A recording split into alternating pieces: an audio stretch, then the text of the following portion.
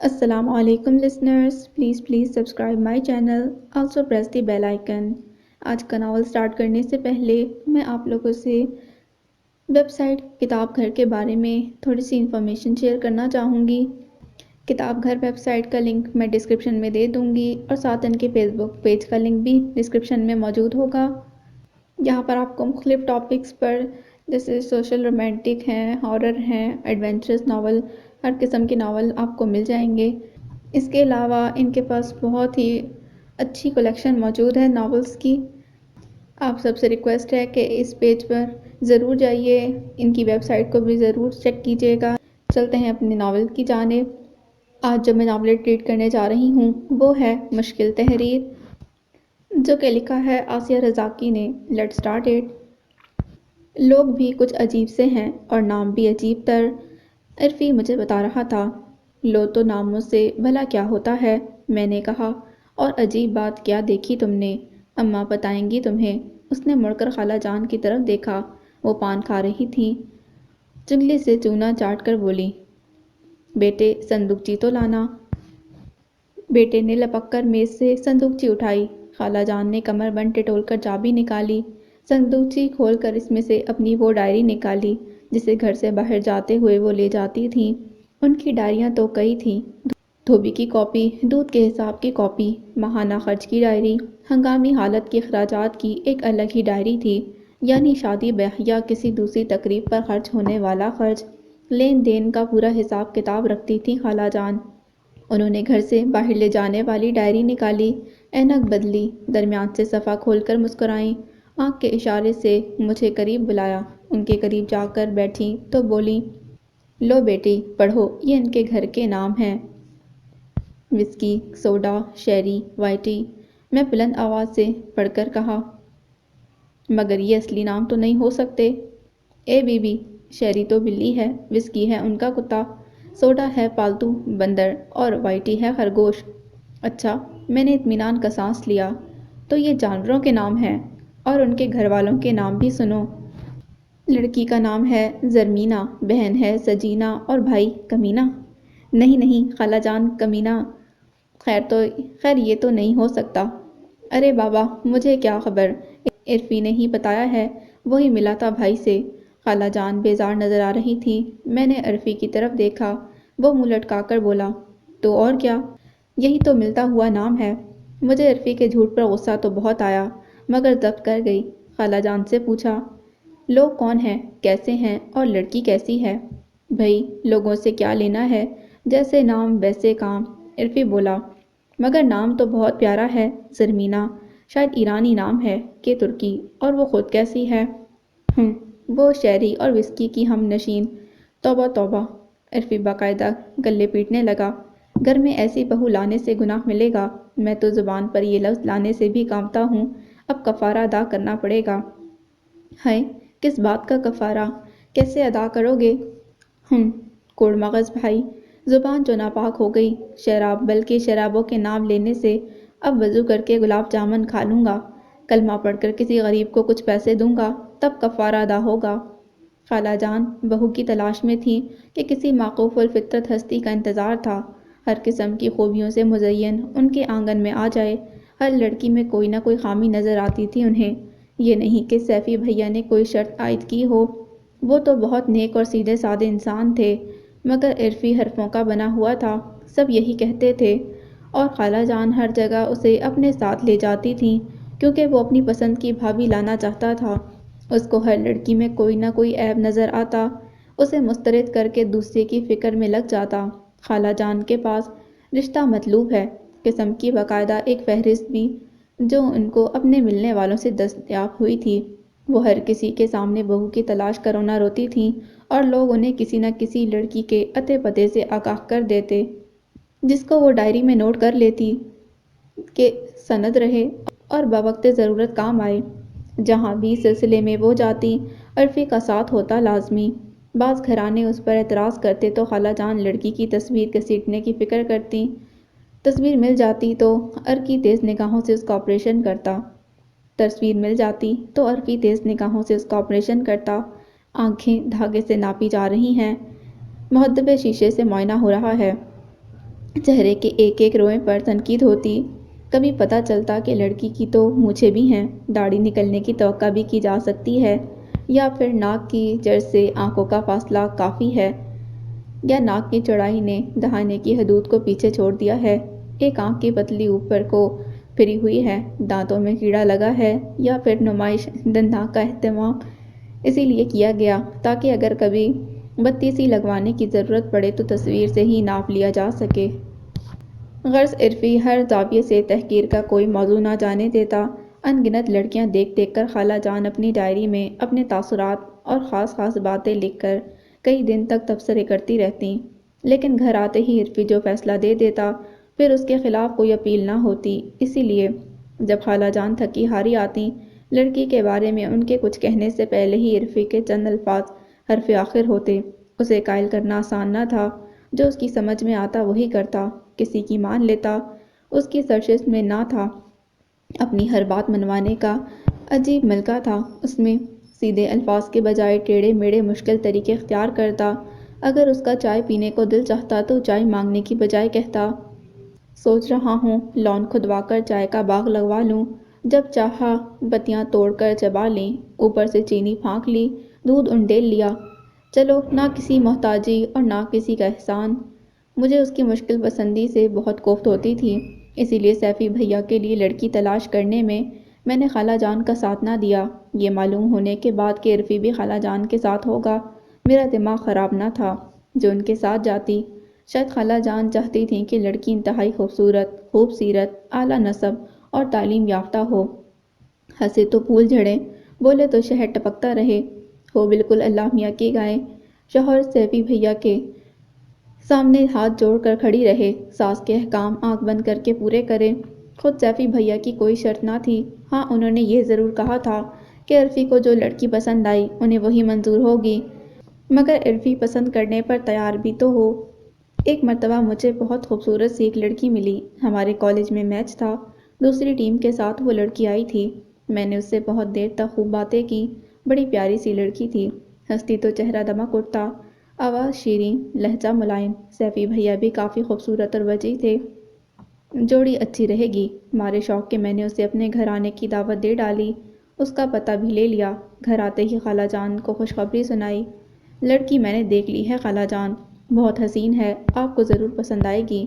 عرفی نے سنا تو دیدے گھمائے، اپنی جیسی پسند کی ہوگی تو لو عرض کیا ہے ان محترمہ کا، وہ ہمیشہ میری تندرستی کا طعنہ دیا کرتا تھا، کبھی موٹی اور کبھی بھینس کہتا، اب میں اتنی بھی موٹی نہ تھی، رنگ کم سہی مگر قد لمبا تھا، لوگ کہتے تھے میں اسمارٹ ہوں، لوگ کہتے تھے تو پھر ٹھیک ہی کہتے ہوں گے، تندرستی ہزار نعمت ہے، میں گا کر اسے چڑھاتی، مگر وہ میرا مذاق اڑاتا رہتا، کبھی کبھی وہ مجھے چراغ کا جن کہتا، مجھے پرواہ ہی نہیں تھی، بھئی میں مقابلہ حسن میں تو شرکت نہیں کر رہی، چلو جیسی ہوں اپنے لیے ہوں، وہ خود جو تاڑ کی طرح لمبا اور بانس کی طرح پتلا ہے، رنگ بھی یوں کہ کچھ سانولا ہے، اوپر سے اس کے طور اتوار اور کھڑا پن، میں زیادہ بات بھی نہ کرتی، جانے کب ٹکا سا جواب دے دے، اپنی بے عزتی کون کروائے۔ ہاں سیفی بھیا کے رشتے کے سلسلے میں کبھی کبھی میری اس سے دو دو چونچیں ہو جاتی، ایک روز کیا دیکھتی ہوں کہ وہ لڑکی چلی آ رہی ہے، میں حیران رہ گئی، گو کہ اسے خود ہی دعوت دے کر آئی تھی، مگر کافی دن گزر گئے تھے، اسی لیے میں مایوس ہو گئی تھی۔ وہ مسکراتے ہوئے بولی، آپ سے تو پھر ملاقات ہی نہیں ہوئی، ادھر سے گزر رہی تھی تو سوچا کہ آپ کا گھر تلاش کر کے ملاقات کر لی جائے، آپ کو ایڈریس تو دے دیا تھا، مگر آئی نہیں ہمارے گھر، میں شرمندہ بھی ہوئی، خوش بھی، خالہ جان سے اسے ملوایا، عرفی بھی موجود تھا، خالہ جان اس کے حسن اخلاق اور گفتگو کے انداز سے متاثر ہوئیں، کریت کریت کر اس کے باپ دادا کا نام بھی معلوم کر لیا۔ اس کے جانے کے بعد خالہ جان پروگرام بنانے لگیں کہ کل ہی اس کے گھر جائیں گے، عرفی منہ بنانے لگا، جانے دیں امی، ٹھیک نہیں ہے، انگلش اسکول کی تعلیم یافتہ ہے، اردو بولنی نہیں آتی تو پڑھنے کا کیا سوال، اور پھر آپ کو رسالوں سے افسانے پڑھ کر کون سنائے گا، وہ چھوٹی بہو بھی تو ہوگی نا، یا بالکل ہی جاہل ہوگی۔ میں نے جل کر کہا، جی نہیں، چھوٹی بہو ایسے ویسے کام بھلا کیوں کرے گی، اسے تو میرے کاموں سے ہی فرصت نہیں ہوگی، اس کے علاوہ یہ بھی ممکن ہے کہ وہ جاہل المطلق ہو۔ نری بکواس کر رہا تھا، سیفی بھیا کے لیے تو کنوؤں میں باز دلوائے جا رہے ہیں، اپنے لیے جانے کس آسمان کی حور لائے گا۔ میں جھنجھلا کر چپ ہو رہی۔ خالہ جان کی تلاش جاری تھی۔ عرفی کا اعتراض اور انکار بھی قائم تھا۔ کبھی کبھی میں کہتی، بے چارے سیفی بھیا تو انتظار کرتے ہی رہ جائیں گے۔ اگر عرفی کا دخل نہ ہو تو شادی تو منٹوں میں ہوتی ہے۔ عرفی نہایت بدتمیزی سے کہتا، ہاں تم سے، یا پھر کہتا تم ہی کر لو۔ بڑا ہی بے دھڑک ہے بھئی، جی جل کر خاک ہو جاتا۔ سیفی بھیا بہت اچھے تھے، آئیڈیل نوجوان، مگر یہ عرفی، نہ جانے ان کی شادی میں اتنی دیر کیوں لگا رہا تھا۔ شاید اس کا احساس کمتری۔ سیفی بھیا بچپن سے ہی سب کی آنکھوں کا تارا تھے، بہت خوبصورت اور نیک معصوم سے، اور یہ دبلا پتلا جل ککڑا رونی صورت، اسی لیے لوگ اس سے بے اعتنائی سے پیش آتے۔ یہی وجہ تھی کہ وہ بڑا ہونے پر انتہائی بدتمیز اور گستاخ ہو گیا۔ لوگ اس سے بات کرنے میں ڈرنے لگے۔ مروت تو اس کے نام کو نہ تھی۔ ادھر سیفی بھیا تھے، خاندان بھر ان کا شدائی تھا۔ عرفی یوں بھی سب سے بے تکلف نہ ہوتا۔ وہ تو ایک میں ہی تھی جو اس سے مقابلہ کر لیتی اور کہہ سن لیتی۔ ویسے عرفی اور سیفی بھیا میں کافی دوستی تھی، مجھے یقین ہے ان میں رازداری کا سلسلہ بھی تھا، مگر عرفی کا کیا راز ہو سکتا ہے؟ وہ تو جو دل میں آتا فوراً کہہ دیتا۔ اکثر دونوں بھائی سر جوڑے سرگوشی کرتے پائے جاتے۔ ایسے میں سیفی بھیا کے ہونٹوں پر مسکراہٹ ہوتی، وہ اس کے سر پر چپت رسید کرتے تو وہ انہیں گھورنے لگتا۔ مجھے ہنسی آ جاتی اور یقین بھی کہ ضرور کوئی راز سیفی بھیا کے سینے میں محفوظ ہے عرفی کا۔ وہ مذاق اڑاتے ہیں تو وہ برا مانتا ہے۔ مجھے سیفی بھیا پر بہت غصہ آتا، جنہوں نے سب جانتے بوجھتے عرفی کو بھابھی پسند کرنے کا اختیار دے رکھا تھا۔ وہ بھلا کب کسی کو پسند کر سکتا ہے؟ اکڑ مزاج، کبھی خیال آتا تو اس شخص بھابھی کی تلاش میں مہینوں لگا دے۔ وہ خود اپنے لیے کیا کرے گا؟ شاید وحشت کی حور، مگر مجھے کیا؟ وہ کچھ بھی پسند کرے، اسے مجھ سے تو ذرا بھی دلچسپی نہ تھی، اور مجھ میں پسند کی جانے والی کوئی خصوصیت بھی نہیں۔ میں بیچاری بن ماں باپ کی یتیم لڑکی، لاوارث، سانولی اور بے زر بے گھر، میرے پاس تو اپنی شخصیت اور اپنے نسائی وقار کے سوا اور کچھ نہ تھا۔ میری شخصیت کی پہچان بھی یہاں کسی کو نہ تھی، تو میں اب اتنی گئی گزری بھی نہیں کہ مخاطب کر کے اپنی پہچان کرواؤں۔ خالو جان کے احسانات پہلے ہی اتنے زیادہ تھے جن کے بوجھ سے میرا سر اونچا نہیں ہوتا تھا۔ میری تمام تر کمزوریوں، مزاجی نزاکتوں کے باوجود انہوں نے مجھے عرفی سے کم نہیں چاہا۔ ماں باپ کے بعد پہلی بار خالہ جان کی قربت میں وہ محبت ملی جس کی میں بہت عرصے سے متلاشی تھی، مگر عرفی اسی بات سے مجھ سے حسد کرنے لگا۔ وہ ہر دم مجھ سے لڑنے پر آمادہ رہتا۔ میں نے اس کی ماں کی محبت میں شراکت جو کر لی تھی، خالہ جان اسے سمجھاتی، ارے بہنیں تو قسمت والوں کو ملا کرتی ہیں، تم لوگ اس نعمت سے محروم تھے اب تک، اللہ تعالیٰ نے پلی پلائی بہن دے ڈالی، قدر کرو اس کی۔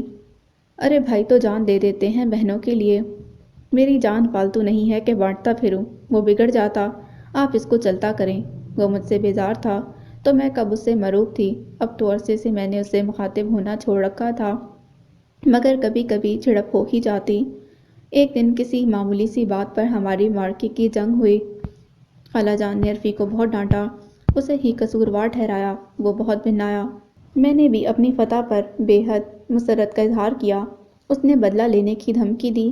اس کے بعد کئی دن تک ہماری بول چال بند رہی۔ ایک دن میں اپنے کمرے میں دھوبی کے ہاں سے آئے کپڑے کاپی سے ملا رہی تھی کہ وہ دندناتا کمرے میں گھس آیا۔ اس کے پیچھے ایک اور نئی شکل کا موٹا سا آدمی تھا۔ عرفی مجھے دیکھ کر گھبرانے کی ایکٹنگ کرنے لگا۔ ارے ارے، او ہو، میں تو سمجھا تھا کہ تم اپنی سہیلی کے گھر گئی ہو۔ اوف بھائی، یہ کمرہ ذرا ٹھنڈا ہے نا، اور گرمی بھی کتنی شدید ہے۔ ارے ہاں، یہ میرا دوست ہے آذر، چلو آذر، ہم ذرا اسی تندور نما کمرے میں چل کر بیٹھتے ہیں، مگر وہ ڈٹا رہا۔ اس کا کمرے سے باہر جانے کا ارادہ معلوم نہیں ہوتا تھا۔ میں اس اجنبی کی وجہ سے بے چین تھی، آخر تکیہ اٹھا کر اسے دے مارا اور چیخ کر بولی، اچھا جاتا ہوں، اور آذر، یہ میری کزن ہے صوفیہ۔ میں نے دوسرا تکیہ اٹھا لیا۔ تم جاتے ہو یا نہیں؟ وہ ہنستا ہوا چلا گیا۔ شام کو میں نے خالہ جان سے شکایت کر ڈالی۔ غصہ مجھے بہت آ رہا تھا کیونکہ وہ موٹا آذر مجھے ٹکٹکی لگا کر دیکھ رہا تھا۔ عرفی نے تعارف بھی کرایا تھا۔ خالہ جان عرفی کو ڈانٹنے لگی تو وہ ڈھٹائی سے بولا، اوفو، اب مجھے رشتے تو کرانے آتے نہیں، آذر شادی کرنا چاہتا ہے، میں نے سوچا صوفیہ کو دکھا دوں، اسی بہانے گھر کے اندر لے آیا۔ کیا؟ وہ غم اور غصے سے تھر تھر کانپنے لگی۔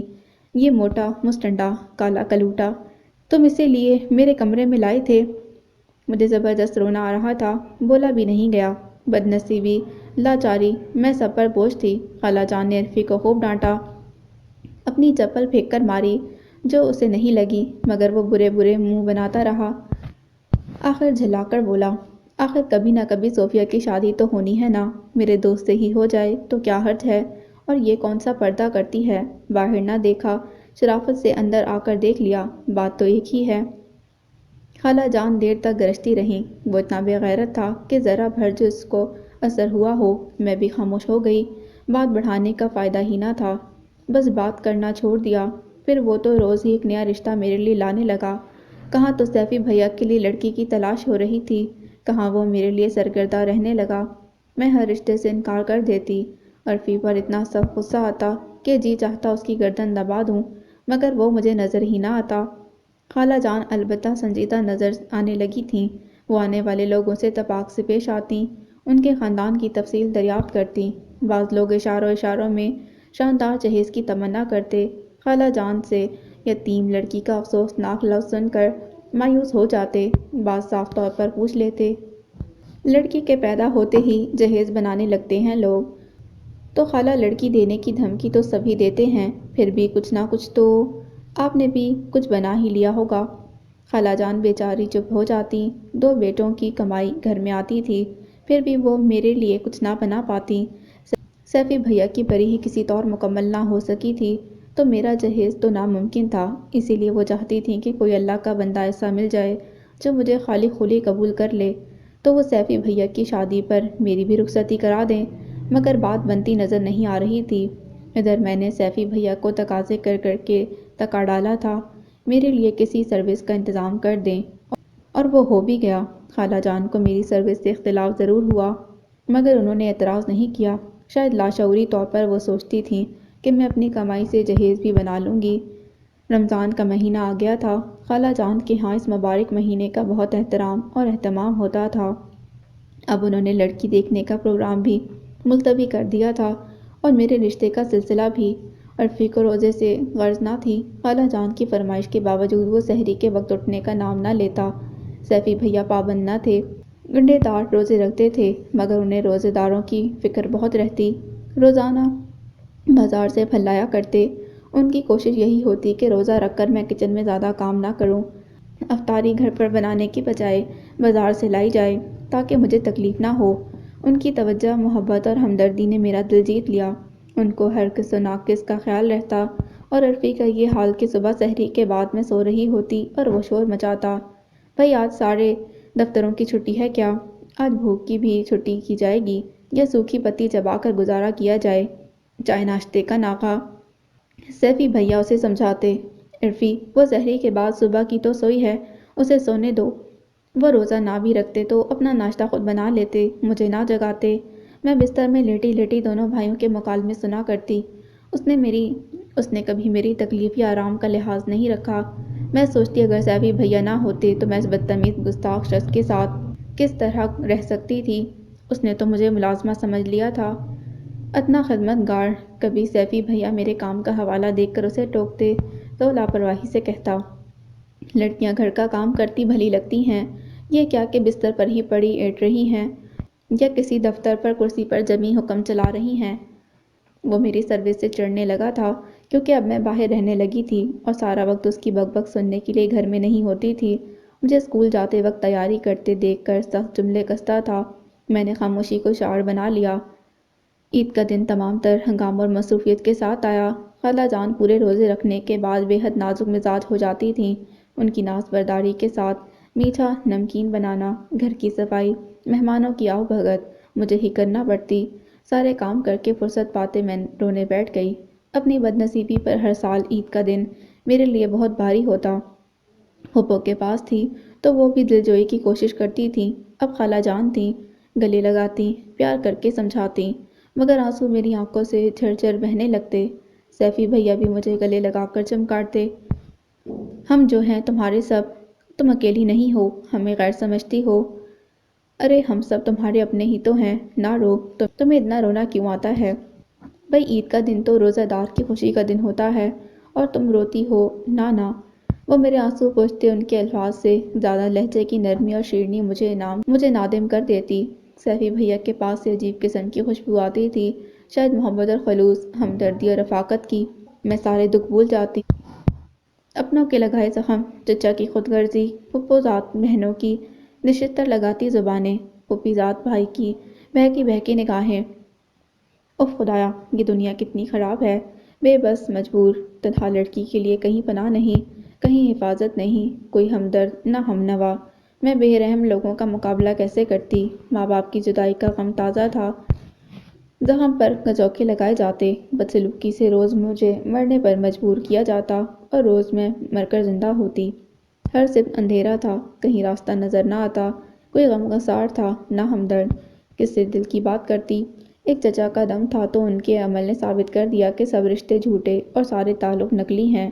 امی ابا کے مرتے ہی میرے گھر کی ہر چیز پر قابض ہو گئے، میری طرف سے نظریں پھیر لیں، بلکہ جب موقع ملتا ایک نئے الزام سے سرفراز کر دیتے۔ پھر انہوں نے مجھے پھپھو کے پاس روانہ کر دیا۔ وہاں اور بھی مصیبت منتظر نظر آتی۔ پھپھو کی بیٹیاں حقارت سے پیش آتیں، ان کی زبانیں آگ اگلتی رہتی اور میں جلتی رہتی۔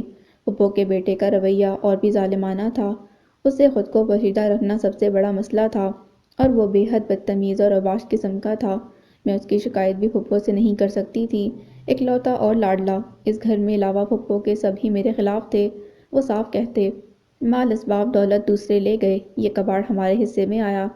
میں دن بھر گھر کا کام کرتی، پھپھو کی خدمت، ان کی بیٹیوں کے لیے آرام حرام کر لیا، مگر کسی نے قدر نہ کی۔ جانے کب عرفی وہاں گیا تھا، مجھے تو یاد نہیں۔ یوں بھی میری حیثیت وہاں ایک ملازمہ سے زیادہ نہ تھی، مہمانوں سے ملنے کا موقع بھی نہ ملتا۔ عرفی نے وہاں سے آ کر خالہ جان سے میری حالت زار کا ایسا نقشہ کھینچا کہ خالہ جان بیزار ہو کر فوراً ہی پھپھو کے پاس پہنچی۔ پھر ایک بڑے مارکے کے بعد مجھے اپنے ساتھ لے آئیں۔ میری ذہنی کیفیت ایسی نہ تھی کہ خود سے کوئی فیصلہ کرتی، بس آنسو بہانا ہی آتا تھا، اور یہی کام میں شد و مت سے کرتی رہی۔ یہاں آنے کے بعد بھی عرصے تک سہمی رہی۔ مجھے تو عرفی اور سیفی بھیا میں بھی شیطان نظر آتا تھا، مگر کچھ دن بعد ان لوگوں کی شرافت، محبت اور خالہ جان کی شفقت نے مجھے دنیا کو دوسری نظر سے دیکھنے کا قرینہ سکھا دیا۔ زندگی کا لطف ملا تو نئے سرے سے جی اٹھی۔ عرفی کا یہ احسان میری گردن جھکانے کو کافی تھا کہ وہی مجھے اس جہنم سے نجات دلانے کا باعث بنا تھا، ورنہ خالہ جان کو خبر بھی نہ ہوتی اور میں مر جاتی یا برباد ہو جاتی۔ خالہ جان تو سمجھ رہی تھیں کہ میں اپنے وارثوں، چاہنے والوں کے پاس ہوں۔ اب جب بھی عرفی جمانے کے لیے اپنے احسان کی یاد دلاتا، میں نہایت سعادت مندی سے اس کے روپ میں آ جاتی۔ عید پر خالہ جان کے ہاں کافی لوگ آئے تھے، اس بار بھی بہت لوگ آئے، چند نئے لوگ بھی بے خبری میں آئے۔ خالہ جان ان سے واقف نہ تھیں، بعد میں پتہ چلا کہ وہ میرے لیے آئے تھے۔ انہوں نے مجھے پسند کر لیا۔ بقول عرفی لڑکا بے حد شائستہ ہے، اسے تعلیم یافتہ گھریلو ٹائپ کی لڑکی کی خواہش تھی جو گھر کو جنت بنا دے۔ عرفی کے خیال میں مجھے تہذیب اور اخلاق والے لوگ پسند تھے، اسی لیے اس کو بھی میں پسند کر لیتی۔ خالہ جان کو کچھ تامل تھا، جو لوگ باقاعدہ رشتہ دے گئے تھے اور جلد شادی چاہتے تھے۔ میں نے غصے میں خالہ جان سے صاف کہہ دیا کہ یہاں نہ وہاں مجھے شادی ہی نہیں کرنی، غلامی کرنے پر میں تیار نہیں ہوں، اگر مجبور کیا تو میں یہاں سے بھی چلی جاؤں گی۔ خالہ جان ہکا بکا مجھے دیکھتی رہ گئیں۔ رات کو عرفی میرے کمرے میں آیا، بھنایا ہوا تھا۔ یہ کیا مذاق ہے، بغیر کسی وجہ کے تم نے یہ رشتہ کیوں ٹھکرایا؟ میری مرضی، میں نے مختصر جواب دیا۔ آخر تم کہیں شادی کرو گی یا کنواری بیٹھی رہو گی؟ تمہیں میرے لیے تردد کی ضرورت نہیں، میں نے چڑھ کر کہا۔ وہ قدرے جھک کر میری آنکھوں میں دیکھنے لگا۔ جو کن بنو گی، مگر کس کی؟ کوئی ناکام محبت تو اس کی وجہ نہیں۔ تمہیں کیا، میں کچھ بھی بنوں، ناکام یا کامیاب، مروں کہ جیوں، اگر تم نے کسی اور کو دل میں بسا لیا ہے، اس نے سنجیدگی سے کہا، تو مجھے بتا دو، میں انتہائی خلوص سے تمہاری مدد کروں گا۔ چپ بدتمیز، میں بگڑ گئی۔ یہ بدتمیزی نہیں، ہمدردی ہے، رازداری کا وعدہ ہے، وہ سرگوشی میں بولا۔ اچھا، وہ بھیا تو نہیں ہیں؟ غصہ، کسیاہٹ، جھنجھلاہٹ، میں نے تکیہ اٹھا کر اسے دے مارا۔ ویسے مجھے تمہارے انتخاب پر فخر ہے، اس نے میرے دوسرے وار سے بچتے ہوئے کہا۔ خاندان کی کتنی ہی لڑکیاں ان کے لیے نرم گوشہ رکھتی تھیں، ایک تم بھی سہی۔ اچھا، میں ان سے کہہ دوں گا۔ صوفی تمہارے لیے جوگن۔ بات پوری ہونے سے پہلے وہ چلا اٹھی۔ جھوٹ، جھوٹ کیوں، بیہودہ بکواس کر رہے ہو، جاؤ یہاں سے۔ میں نے کانوں میں انگلیاں ٹھوس لیں اور زمین پر بیٹھ کر رونے لگی۔ مگر میں خود ہی سوچتی رہی کہ کیا یہ سچ ہے؟ میں سیفی بھیا کے لیے ہی تو کیا میں لاشعوری طور پر ان سے محبت کرنے لگی ہوں؟ اسی لیے ہر رشتے سے انکار کرتی ہوں؟ اگر نہیں تو پھر مجھے سیفی بھیا بے حد پسند تھے، مگر بطور ایک انسان کے جو ہمدرد ہیں، درد مند ہیں، بے سہارا ہونے کے باوجود جو میں سہاروں کو ٹھکراتی رہی ہوں، تو اس کی وجہ کیا ہے؟ میں اس سوال کا جواب خود بھی نہ دے سکی تو عرفی کو کیا جواب دیتی؟ بس اتنا ہوا کہ اس سے دور دور رہنے لگی، کم سے کم مخاطب ہوتی، پھر بھی وہ میرے پیچھے پڑا رہا۔ ہر آنے والے سے میرا تعارف زوردار الفاظ میں کراتا، بعد میں کہتا، دیکھا میں نے تم کو کتنا مشہور کر دیا، فاتح بنا دیا۔ میں سوچتی، کیا فتح کیا ہے میں نے؟ میں جو اندر سے ٹوٹی ہوئی بکھری ہوئی ہوں، اپنے آپ کو فتح نہیں کر سکی۔ ظاہری نقلی خوشی اور خوش اخلاقی جھوٹی مسکراہٹ، یہ زندگی تھی میری۔ سچ یہ تھا کہ میں بہت دکھی تھی، دنیا سے مقابلہ کرنے کا حوصلہ نہیں رکھتی۔ حالات نے مجھے خود اعتمادی سے محروم کر دیا تھا، مگر میں اپنے بکھرے وجود کو سمیٹنے کی کوشش کر رہی تھی، خود اعتمادی کو پکار رہی تھی اور دکھوں کو بے نیازی اور لاپرواہی کی چادر اڑانے کی صحیح کر رہی تھی۔ اچانک میرے تبادلے کے احکام آ گئے۔ خالہ جان حیران رہ گئیں۔ کیا تم چلی جاؤ گی؟ اکیلی دوسری جگہ کیسے رہو گی؟ نہیں بھائی، ہمیں ایسی سروس نہیں چاہیے۔ کنواری لڑکی کو بھلا میں کیسے اتنی دور بھیج دوں؟ تم نے پہلے بتایا ہوتا۔ سیفی بھیا نے کہا، میں ٹرانسفر رکوانے کی کوشش کرتا۔ آپ لوگوں کو کیا نقصان ہے؟ عرفی خالہ جان کو واویلا کرتے دیکھ کر بگڑا۔ لڑکی تو جانے پر رضامند ہے، آپ بلا وجہ ہی پریشان ہو رہی ہیں، خواہ مخواہ روڑے اٹکا رہی ہیں۔ روڑے اٹکا رہی ہوں؟ میں کیوں روڑے اٹکاتی؟ خالہ جان خفا ہونے لگی۔ مگر یہ کوئی قاعدہ نہیں کہ گنواری لڑکی کو تنہا اتنی دور بھیج دیا جائے۔ اماں دنیا نے بہت ترقی کر لی ہے، اب کوئی بھی جگہ دور نہیں۔ عرفی بہت بے نیازی سکھا رہا تھا، یا شاید وہ چاہتا تھا کہ میں چلی ہی جاؤں۔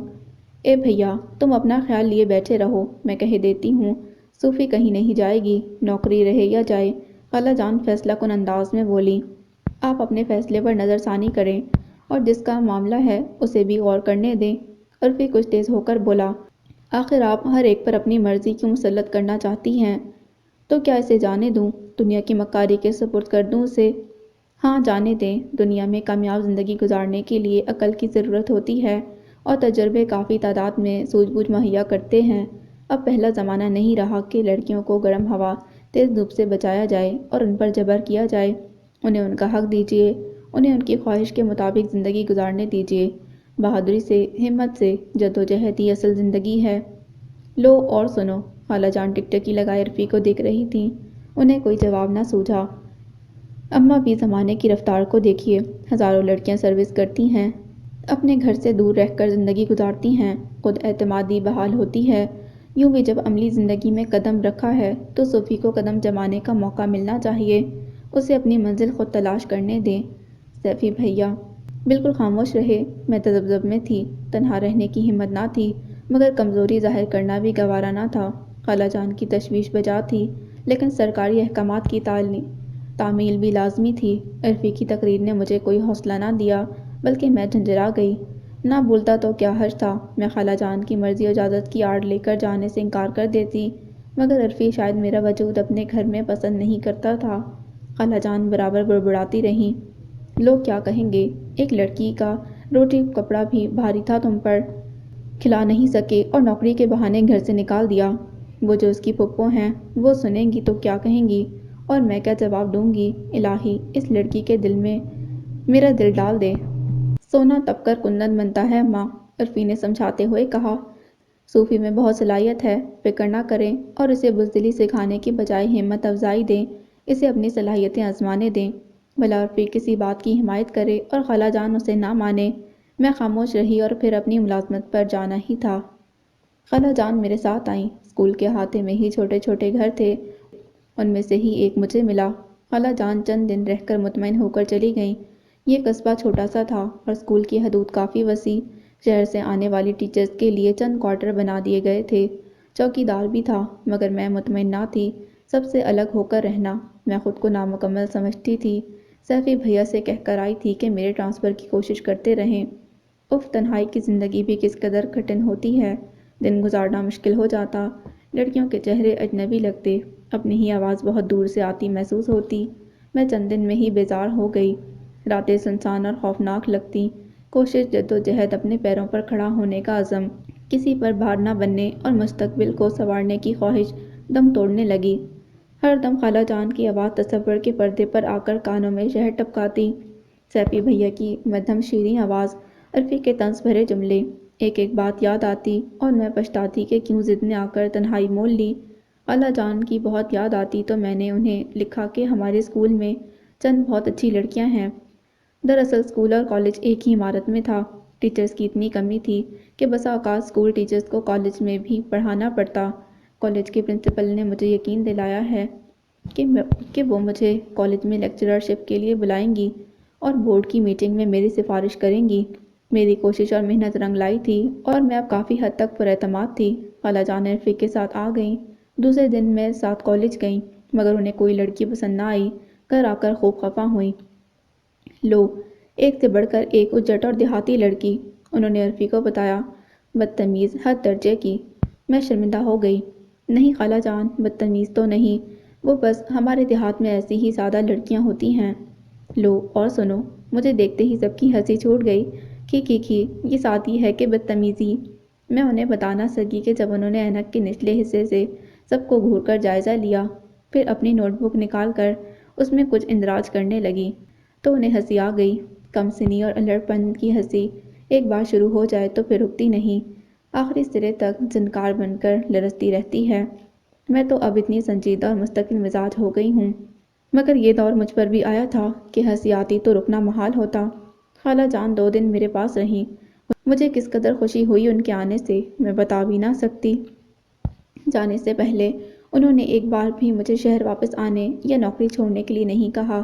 عرفی البتہ حسب معمول طنز کے تیر چلاتا رہا۔ ارے اب ہماری کیا پرواہ، حکومت کر رہی ہیں، آزاد زندگی ہے، کسی کا ڈر نہ خوف۔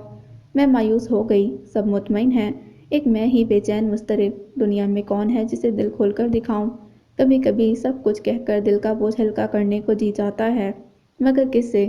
بظاہر مسکراتی ہوئی آنکھیں آن واحد میں آنسوؤں سے لبریز ہو جاتیں۔ چہرے کا اطمینان پل بھر میں مایوسی کی پلاہٹ میں تبدیل ہو جاتا۔ آس پاس کوئی سہارا نظر نہیں آتا کہ لڑکھڑاؤں تو سنبھل سکوں۔ یہ ملازمت، یہ حکومت میری خود سری سہی زندگی بنانے کی چھوٹی سی کوشش ہی تو ہے، تو اس چھوٹے سے جرم کی سزا میں کب تک بھگتوں؟ رات کو اندھیرے کا خوف، دن کو اجالے کا ڈر کہ اندرونی کیفیت چہرے سے ظاہر نہ ہو جائے۔ بہادر بن کر جینا چاہتی تھی، مگر آس پاس خوف کے سائے بڑھتے جا رہے تھے۔ چچا اور پھپھو کی بے اعتنائی، اپنوں کے پہنچائے زخم ابھی تک تازہ تھے۔ ان دنوں مجھے سب یاد آ رہے تھے، خالہ جان، عرفی، سیفی بھیا، چچا اور پھپھو، یہاں تک کہ پھپھو کی بیٹیاں اگر ذرا سا بھی التفات ظاہر کرتی تو میں ساری زندگی ان کی چاکری میں گزار دیتی، احسان مندی کے نذرانے میں۔ جب میں اس قدر مضطرب تھی تو خالہ جان کا خط آ گیا۔ سیفی بھیا کی شادی طے ہو گئی تھی۔ بکسے میں کپڑے رکھتے میرے ہاتھ لرز رہے تھے تو سیفی بھیا کی شادی بھی طے ہو گئی تھی۔ شاید میں اندر سے بہت بزدل تھی، مگر بزدلی کا اظہار نہیں کرتی تھی۔ سیفی بھیا شادی کے بعد بدل تو نہ جائیں گے؟ شادی عرفی کی پسند سے ہو رہی ہے یا سیفی بھیا کی پسند سے؟ کیسی ہوگی وہ؟ بہت حسین، اعلیٰ تعلیم یافتہ، ایڈوانس، اعلیٰ پوزیشن والے باپ کی طرح دار بیٹی، جس کا خوب بڑا سا کنبہ ہوگا اور جس کے رشتہ دار لندن، امریکہ میں رہتے ہوں گے۔ نہایت اعلیٰ خاندانی پس منظر، دولت کی چکا چوندھ۔ خالہ جان بہت بوکھلائی ہوئی تھیں۔ شادی کی تاریخ بہت قریب تھی۔ میں نے بہت سا کام ذمہ لے لیا۔ عرفی کے ددیال والے پہلے سے ہی جمع تھے۔ لڑکیاں اور بہوئیں رات کو خوب گانے بجانے ہوتے، باقاعدہ محفل جمتی۔ عرفی کی چچا جات بہن شیما کافی سنجیدہ، لیے دیے رہنے والی لڑکی تھی، اور پھوپھی زاد بہن خوب تیز ترار، اس کی آواز اچھی تھی، ڈھولک خوب بجاتی تھی۔ رات کو وہ مجھے بھی اپنی محفل میں کھینچنا چاہتی، مگر میں تھکن کا عذر کر کے خالہ جان کے پاس لیٹی رہتی۔ خالہ جان مجھے کتنی عزیز ہو گئی تھیں، بتا نہیں سکتی۔ جدائی نے ان کے تمام گوشے مجھ پر ظاہر کر دیے تھے۔ ان کے قریب سے بڑی سہانی مہک آتی تھی۔ شاید یہ ممتا کی خوشبو تھی۔ خالہ جان امی سے بہت زیادہ مشابہ تھیں، اسی لیے مجھے ان کے قریب رہ کر اطمینان ملتا تھا۔ میں بہت خاموش رہنے لگی، شاید اسی لیے کہ وہاں سب بہت باتونی لڑکیاں جمع تھیں۔ عرفی بہت مصروف اور بوکھلایا ہوا رہتا تھا۔ لڑکیاں اسے کسی نہ کسی کام سے بازار بھیجتی رہتیں۔ اسے وقت پر کھانا بھی نہیں ملتا۔ وہ بڑی گھبراہٹ اور افراتفری میں بسکٹ، ڈبل روٹی، چائے سے پیٹ بھر لیتا۔ باورچی خانے کا انتظام مسرت بھابھی کے پاس تھا۔ سیفی بھیا بہت مصروف تھے، مگر اتنے بھی نہیں کہ بھوک پیاس سے بیگانہ ہو جائیں۔ شادی بہت سادگی سے ہوئی۔ یہ جان کر بے حد حیرت ہوئی کہ دلہن یتیم لڑکی ہے۔ چچا کے گھر اس کی پرورش ہوئی۔ بارات واپس آئی تو سب بے حد خوش تھے۔ عرفی نے ڈانس کیا، اس کی تمام کزنز تالیاں بجاتی رہیں، قہقہے لگاتی رہیں۔ پھر سیفی بھیا کو بلایا گیا، بہت جھیپ رہے تھے اور شرماتے ہوئے صوفی بھیا ہمیشہ سے زیادہ خوبصورت لگے۔ جب سب نے یہی بات کہی تو عرفی نے کہا، دولہا پر روپ اتر رہا ہے۔ مسرت بھابھی نے فوراً لال مرچوں سے ان کی نظر اتاری۔ دلہن کی رونمائی ہوئی۔ میں تو حیران رہ گئی۔ وہ قطعی حسین نہ تھی، سیاہ بال، براؤن آنکھیں، مسکراہٹ بھی تھی، مگر وہ مجموعی طور پر مجھ سے زیادہ اچھی نہ تھی۔ خالہ جان اور عرفی اتنے دنوں سے اس بیوٹی کی تلاش میں تھے۔ اچھا، پوچھوں گی عرفی سے۔ رات کو خالہ جان نے بتایا کہ دلہن سیفی بھیا کے دوست کی سالی ہے، گھریلو امور میں طاق ہے، بیچاری یتیم ہے، مزاج میں انکساری ہے۔ شکر ہے، جیسا ماحول سیفی چاہتا تھا ویسے ہی سسرال ملی۔ بیوی بھی اس کی مرضی کی ملی ہے۔ اللہ تعالیٰ کا کرم ہے۔ میں نے آنکھیں بند کر کے لمبا سانس لیا۔ واقعی اللہ تعالیٰ کا کرم ہی تو تھا کہ تلاش بسیار کے بعد بالآخر سیفی بھیا کی مرضی کی بیوی مل گئی، خواہ وہ مجھ جیسی یا مجھ سے بھی گئی گزری تھی۔ لیکن سوال یہ کہ میں اتنی دور بھی نہ تھی کہ خالہ جان کی نظر میں نہ آتی۔ کیا اسی لیے کہ گھر کی مرغی دال برابر؟ اسی لیے گھریلو امور میں میری مہارت ان کو نظر نہ آئی؟ مجھ میں ہر غم اور تکلیف برداشت کرنے کی اچھی خاصی صلاحیت ہے۔ شاید اسی لیے کہ مشکلیں اتنی پڑیں ہم پر کہ آساں ہو گئیں۔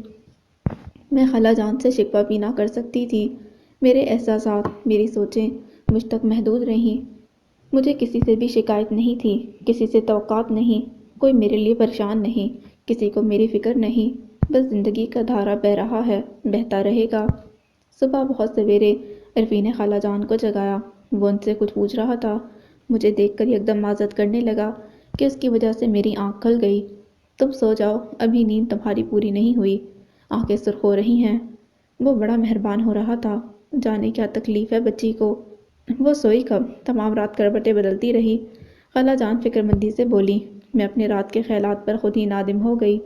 کیسی بات کرتی ہیں خالہ جان، میں تو خوب سوئی۔ آپ بھی کمال کرتی ہیں اماں، عرفی نے کہا۔ برآمدے میں پلنگ خالی پڑا تھا، وہی منگا کر بچھا لیتی۔ زمین پر صوفی کو تکلیف ہوئی ہوگی۔ نہیں نہیں، اور سب بھی زمین پر لیٹے تھے، مجھے کوئی تکلیف نہیں ہوئی۔ میں نے جلدی سے صفائی پیش کی۔ اور میں دیکھتا ہوں کہ بیٹے کی خوشی میں آپ اس بیچاری کو بالکل ہی بھول گئی ہیں۔ آخر یہ بھی مہمان ہے، نہ ناشتہ وقت پر ملتا ہے اسے، نہ کھانا۔ اسی لیے بلوایا تھا آپ نے اتنے دن پہلے سے۔ سلائی ٹرکائی الگ دن بھر کرواتی رہیں۔ عرفی کچھ زیادہ ہی ہمدرد ہو رہا تھا یا اوور ایکٹنگ کر رہا تھا۔ خالہ جان ماتھے پر ہتھیلی مار کر اپنے حواسوں کو کوسنے لگیں۔ میں اور بھی شرمندہ ہو گئی۔ عرفی کو جھٹلا نہیں سکتی تھی۔ خالہ جان کو اطمینان دلانے بیٹھ گئی کہ میں مہمان نہیں ہوں اور مجھے کوئی تکلیف نہیں۔ اچھا، تو پرسوں جب کھانے کے لیے تم سب سے آخر میں آئی تھی، سالن ختم ہو چکا تھا، پھر تم چپ چاپ اٹھ کر اندر چلی گئی تھی کہ نہیں؟ میں روحان سی ہو گئی۔ تم تو وہاں تھے نہیں، بیکار میں بات نہ بڑھاؤ۔ میں اوپر زینے سے دیکھ رہا تھا۔ اماں سے فوراً ہی آ کر میں نے کہا تو بولیں کہ صوفی مہمان نہیں ہے، وہ خود ہی کچھ لے لے گی۔ ہاں ٹھیک ہی تو ہے، میں نے چائے کے ساتھ بسکٹ کھا لیے، مہمان ہوتی تو شور کرتی کہ مجھے کھانا نہیں ملا۔ عرفی نے کچھ چنچلاہٹ، کچھ دکھ سے کہا۔ ولیمے کے دن خوب رونق تھی۔ عرفی کے رشتہ دار لڑکیاں دلہن کو گھیرے بیٹھی تھیں، قہقہے لگ رہے تھے۔ عرفی سب کے سامنے بیٹھا باتیں کر رہا تھا۔ اس کے ہاتھ میں ایک نوٹ بک تھی جس میں وقتاً فوقتاً کچھ لکھتا، پھر کسی لڑکی کو اشارے سے بلاتا، اسے اپنا لکھا ہوا پڑھواتا۔ لڑکی بے تحاشا ہنستی ہوئی واپس چلی جاتی، دلہن کے کان میں خسر پسر کرتی، دلہن مسکرا کر پلکیں جھپکتی، عرفی کو دیکھتی پھر نظریں جھکا کر بیٹھ جاتی۔ کچھ دیر میں ہی ان کے قہقہوں سے میں بیزار ہو گئی۔ خالہ جان اپنے سسرال والوں کی خاطر میں لگی ہوئی تھیں۔ میں بھی ان کے پاس جا کر بیٹھ گئی۔ سیفی بھیا آئے، سب کو سلام کر کے خالہ جان سے کچھ کہنے کو جھکے تو ان کی نظر مجھ پر پڑی، چونک گئے، بات کیے بغیر مجھے غور سے دیکھنے لگے۔ ارے یہ تم ہو صوفی، پہچانی نہیں جاتی، تم کچھ کمزور ہو رہی ہو، دبلی سی۔ کچھ کیوں، اچھی خاصی کہیے۔ عرفی جانے کب آ گیا تھا، بلکہ اب تو پرانی کیچلی بھی بدل لی ہے، نظر بد دور بھی کہہ دیجیے۔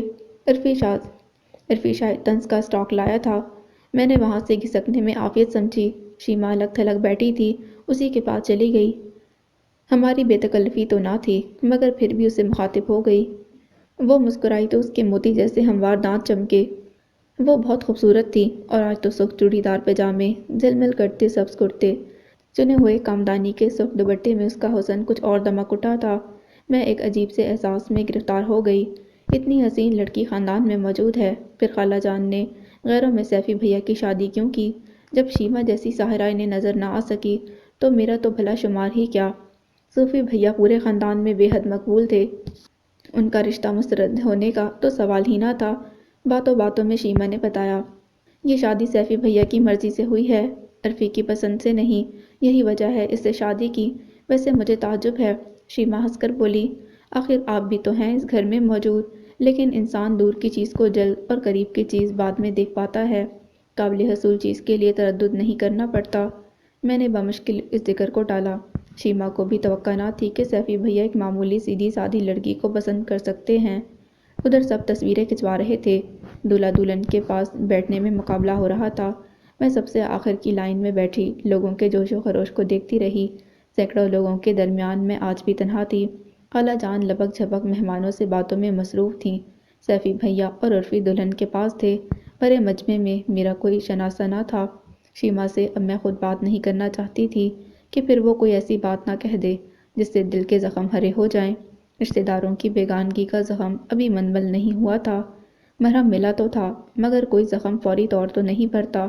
اچانک میری پشت پر کسی نے ہاتھ رکھا۔ میں اپنے خیالوں میں گم تھی، چونک گئی۔ عرفی تھا۔ یہ تم سب سے پیچھے بیٹھی کیا کر رہی ہو؟ چلو بھیا بلا رہے ہیں۔ میں حیران نظروں سے اسے دیکھنے لگی۔ نہیں بس ٹھیک بیٹھی ہوں، میں نے آہستہ سے کہا۔ ارے یہی تو موقع ہوتا ہے، اور تم اسے بھی گنوا رہی ہو۔ بھئی اس وقت کی تصاویر تو یادگار ہوتی ہیں، چلو اٹھو جلدی سے۔ میں بحث نہ کر سکی کہ ساتھ والی کرسیوں پر بیٹھی خواتین مجھے دیکھ رہی تھیں۔ اگلے دن خالہ جان نے مجھے گھر کے تمام کاموں کا انچارج مقرر کر دیا۔ مسرت بھابھی واپس چلی گئی تھیں، میں بھی اب جانا چاہتی تھی، مگر خالہ جان نے ایک ہفتہ اور رکنے پر اصرار کیا۔ دولہا دلہن کا ناشتہ ان کے کمرے میں بھجوا کر میں سب کے بستر اٹھوانے رکھوانے لگی۔ پچھلی طرف برآمدے میں آئی تو عرفی کے کمرے میں کسی کا آنچل لہرایا۔ متجسس نظروں سے اندر جھانکا، شیما تھی، مجھے دیکھ کر مسکرائی اور باہر چلی گئی۔ مجھے کچھ تعجب ہوا، یہ یہاں کیا کر رہی تھی؟ مسکرائی کیوں؟ بستر سب چھوڑ چھاڑ میں کمرے میں گھس گئی، اور عرفی وہاں نہ تھا۔ آخر صبح صبح شیما عرفی کے کمرے میں کیوں آئی تھی؟ ظاہر ہے عرفی سے ملنے، مگر عرفی کہاں تھا؟ کیا وہ شیما کے آنے سے پہلے کہیں چلا گیا تھا، یا میری آہٹ کے بعد بھاگ نکلا؟ عرفی کا بستر ٹھیک کرتے میں سوچتی رہی۔ تکیے کے پاس ہی ڈائری پڑی تھی، کل اسی میں تو کچھ لکھ لکھ کر وہ سب کو دکھا رہا تھا۔ میں نے ڈرتے ڈرتے ڈائری اٹھائی اور دروازے کی آڑ میں کھڑے ہو کر پڑھنے لگی۔ شروع میں تو کچھ حساب تھا، بعد میں عجیب بکواس لکھی تھی۔ افزا، تم حسین ہو، سمارٹ ہو، سنا ہے تم نے بیوٹی کلینک کھول لیا ہے۔ ہائے یہ تمہارے گیسوئے مختصر، میں تو ان کی ٹھنڈی چھاؤں میں سو جانا چاہتا ہوں، کیا تم انہیں بڑھا نہیں سکتی؟ میں اتنا مختصر بھی نہیں ہوں، ہر چند کے یہ گیسو خوش رنگ معتمر شیمپو کے رنگین اشتہار کی مانند ہے۔ افشاں رانی، زیست کی مہارانی، کیا تم زندگی بھر ڈائٹنگ کرو گی؟ کچھ دن بعد تمہیں مہذب شیشے سے دیکھنا پڑے گا، اور چونٹی سمجھ کر انگلی سے جھاڑ دوں گا۔ میری نظر بہت واہیات ہوتی جا رہی ہے۔ اچھا تو وہ بنی صبری گڑیا جیسی افشاں تھی، میک اپ زدہ؟ شمیمہ، تمہیں پڑھنے کو جی چاہتا ہے، تم خوبصورت تحریر کی مانند ہو، رومانوی ناول یا باقاعدہ اہتمام سے شائع شدہ اخبار کا ضمیمہ۔ روشنارا، خدا را نظروں کے تیر نہ چلاؤ کہ زخمی ہونے والا مر ہی جائے۔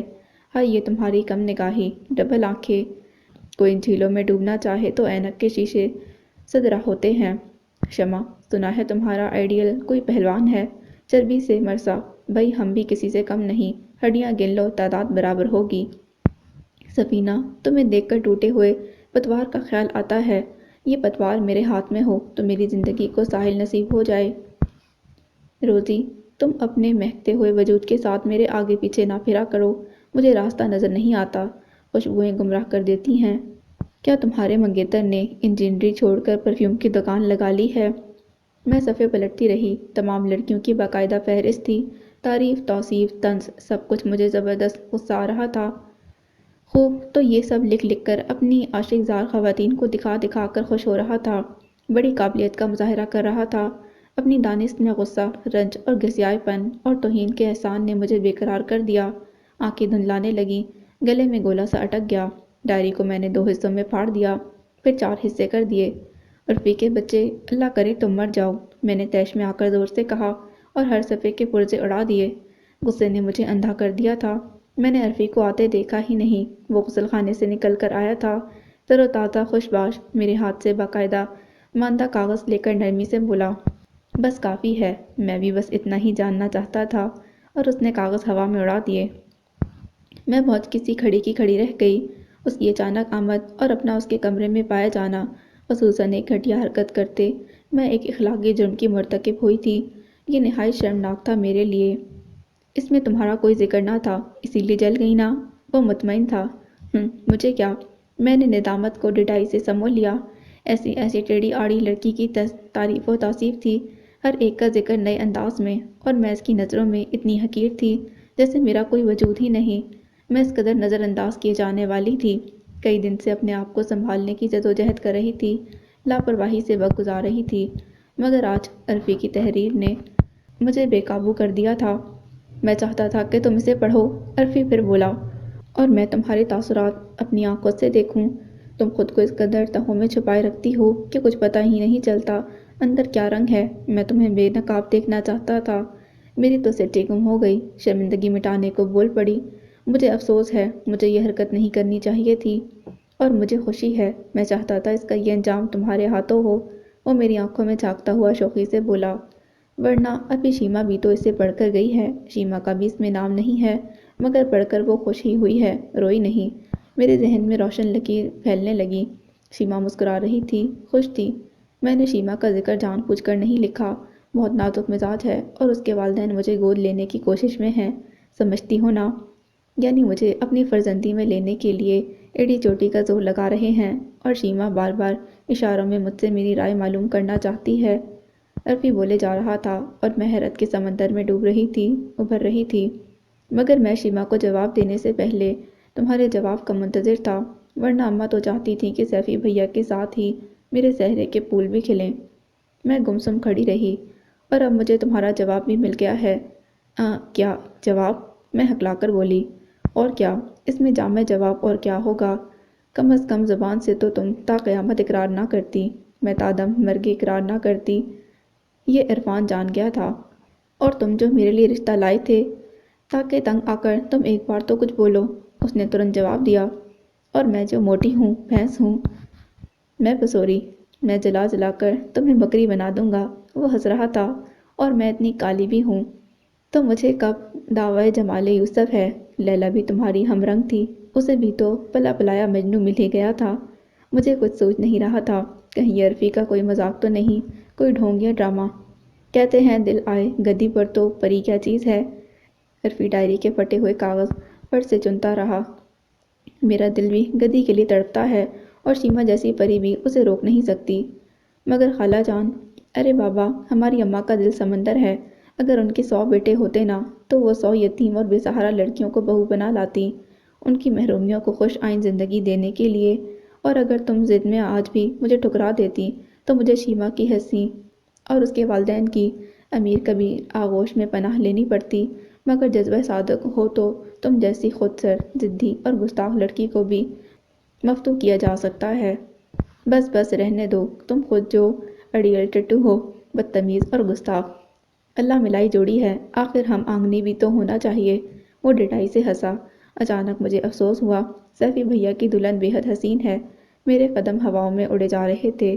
عرفی کسی سے کم نہ تھا، وہ تو مجھے آج دنیا کی ہر شے سے بڑھ کر خوبصورت لگ رہا تھا۔ شاید دنیا ہی حسین ہو گئی تھی، یا میں ہی بدل گئی تھی۔